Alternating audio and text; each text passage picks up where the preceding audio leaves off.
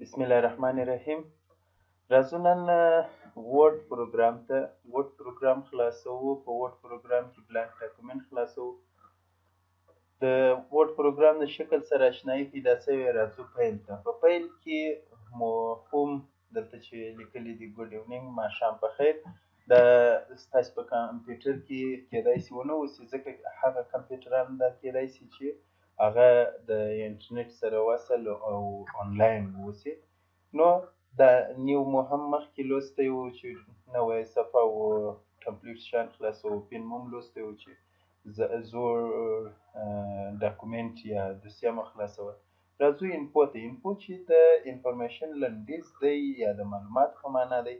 په دې کې موږ څه شي لرو؟ لومړی پروټکټ ډاکومنټ، د ډاکومنټ یا هم د دوسیې یا د یو اسناد ساتنه څنګه کولی شو. صحیح ده. په دې کې موږ لومړی راځو، تاسې به دلته څه شي ووایئ؟ مساوي به ووهئ. مساوي چې مو ووهله په کیبورډ کې شته RAND شفت به ونیسئ، قوس شروع قوس بند، دا به انټر کړئ. دا یو متن راغی، د دې لپاره چې اوس موږ دومره متن لیکو نو وخت نشي، فقط د اسانتیا لپاره مو یو متن راوړ. اوس راځو په لومړي قدم کې سیو ته. سیو د ذخیرې یا د ثبتولو په معنا دی. دلته راځو چې پر دې مو کلیک وکړئ، براوز وهو. براوز چې مو ووهئ، دلته خپل ځان ته ډیسکټاپ انتخابوو. دا ګوره سکرول بار مې پورته کړئ، ډیسکټاپ مې انتخاب کړئ. دا د یوه دوسیه موږ ثبت کړه. چیرې مو ثبت کړه؟ دلته مو ثبت کړه.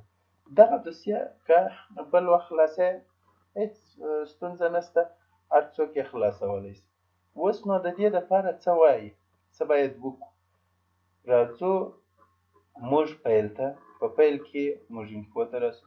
ګورئ دا دوسیه وه، اپلوډ یې ګورئ. که اوس موږ وغواړو چې دا اپلوډوو، اپلوډولی یې شو.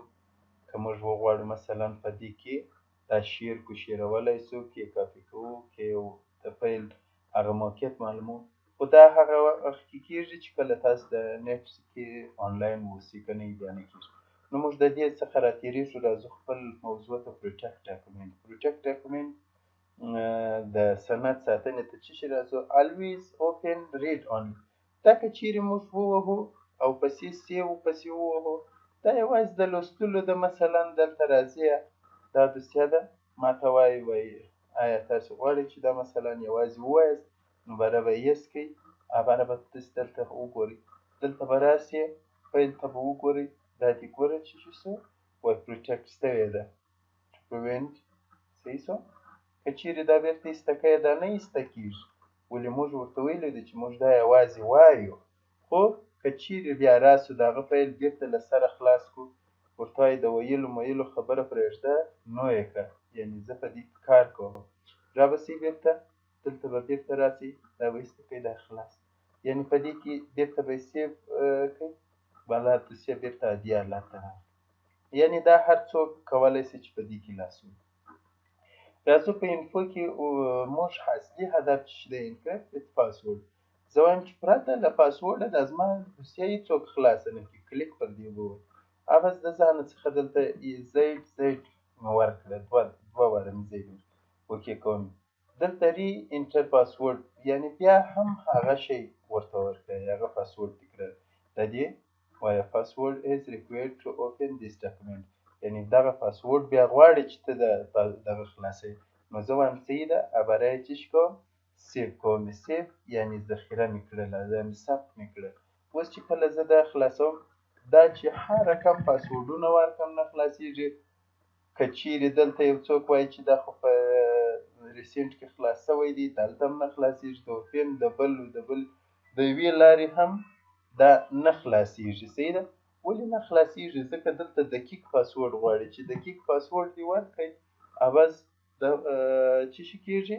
خپله هغه مستقیما هغه پروګرام څه شي کېږي؟ خلاصېږي. صحیح شو؟ دا یې خلاص. دا چې خلاص شو، اوس نو که موږ غواړو چې دا پاسورډ بیرته ځینې وباسو، نو څنګه کولی شو چې پاسورډ یې بیرته به دا دقیق پاسورډ مې ورکړئ. پاسورډ چې مې ورکړئ، بیرته راځم پیل ته. پیل کې انفو ته راځم. په انفو کې دلته راځم، انکریپت ده. دلته چې راغلم زه دغه پاسورډ چې کوم جوړ دی دا باکس سپیس باندې پاکوم اوکې کوم بیرته یې سیف کوم که یې سیف نه کوي بیا پاسورډ نه ځینې وځي صحیح شو دا دې یو طریقه ده پاسورډ د ایستلو وروسته او پاسورډ د ور اچولو او ایستلو وروسته بیا چې د پروټیکټ ډاکومنټ کې موږ ریسټریکټ ایډیټینګ لرو ریسټریکټ ایډیټینګ بیا داسې دی چې موږ کولی شو چې دا دوسیه وګورو خو تغییرات نشو پکښې راوستی نو ریسټریکټ ایډیټینګ دلته موږ ګوره د فارمیټ لپاره لرو که موږ فارمیټ غواړو او که غواړو چې مثلا ټایپ هیڅوک د تغییر هیڅ شی دې نشو پکښې راوړی نو دا وایي بیا هم که چیرې دلته غواړې چې مثلا کمنټ دې ونشي د ټریک چینج دې ونشي دا نور دا بیا په راتلونکي درسو کې د خیر سره وایي تر اوسه تاسې نه دي ویلي فقط دغسې عمومي درته ښیم چې دلته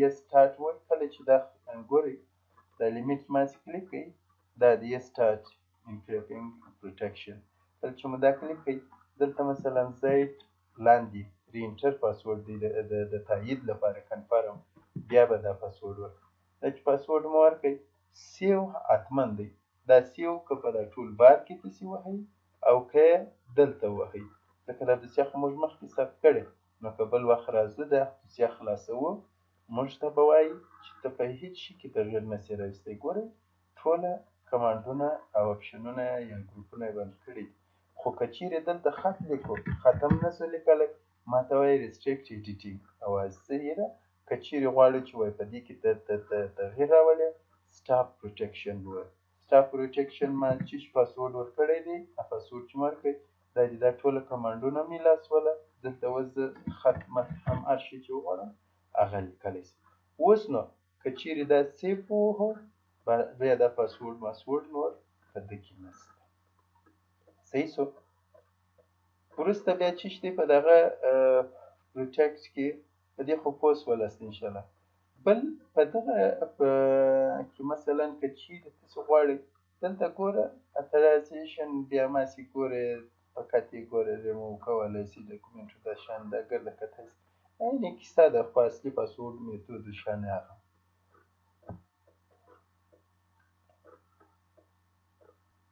راځو انفو ته وروسته چې شي لرو پروټیکټ کې restrict access دی ګوره connect to right management servers and get templates واضح درته وایي چې سرور سره وصل او ټمپلیټ څنګه غواړې هغه بیا خلاصوي بیا کولی شې چې ته استفاده کړې اوس موږ نه یو وصل نو ځکه یې اجازه هم نه لرو چې درته وایي پلیز try again when you are online صحیح شو چې کله ته سرور سره آنلاین شې بیا یې کولی شې وروسته چې شي دی اټ ا ډیجیټل سیګنیچر دی دا په راتلونکي موږ د خیره سره وایي که اوس هم دغه کوم مشکل نه لري خو که چیرې موږ مثلا وغواړو چې یو ډیجیټل دغه لاسلیک وکړو نو بیا د دې څخه استفاده کوو ګوره وایي to sign a Microsoft Office document you need a digital ID صحیح ده نو که ولرو استفاده کولی شو که نه و نو بیا نشته کله چې دا کلیک کړې موږ ته وایي چې ته دلته وتلی شې ما انټرنیټ ګورئ اوس وصل نه دی نه بس په دې اساس باندې زما یعنې ډیجیټل آی ډي و دې شیانو ته ما نه پرېږدي په دې خبره خو انشاءالله پوه شوست بل مارکز فاینل دی فقط دغه دوسیه ده مارکه یې خلاص زه نه غواړم چې دا دوسیه مارک کوم ساده شی په دې انشاءالله پوه شولاست شو